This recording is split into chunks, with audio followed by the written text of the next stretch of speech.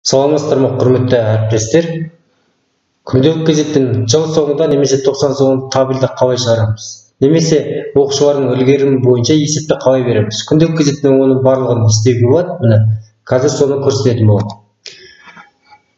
Күнделік газетке кіргеннен кейін жоғары жақта мектеп, есептер дегенді басасыздар. Есептер басылғаннан кейін мына жерде оқушылардың үлгерімі туралы бөлек бағана тұр. Яғни үлгерімі, сыныптар дегенді басасыздар. Сыныптар басылады. Сол жерден өзіңіз сыныпты таңдайсыз. Мысалы, 11-ші А сыныбы.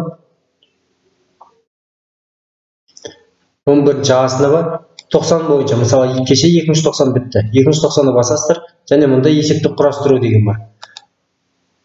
Соны басасыздар, мына жерден былай шығарып береді. Сіздерде қай сабақтан қанша шыққаны, және есептелгендігі, орташа балы, рейтингі.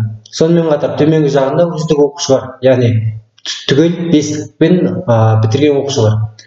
Одан үлгерімі жақсы оқушылар, яғни 12 оқушы, бұлар 5-пен 4 оқушылар. Және бір ғана 4 деген бағасы бар оқушы қазірше жоқ. Сонымен қатар 7 оқушыда 3 деген бағалы бар, яғни үлгерімі орташа оқушылар. Осылай құрастырып, осыны Excel'де экспорттау деген бар, мына экспорттау. Соны басып, таблица түрінде шығарып, яғни параққа шығарып, солай өткізе аласыздар.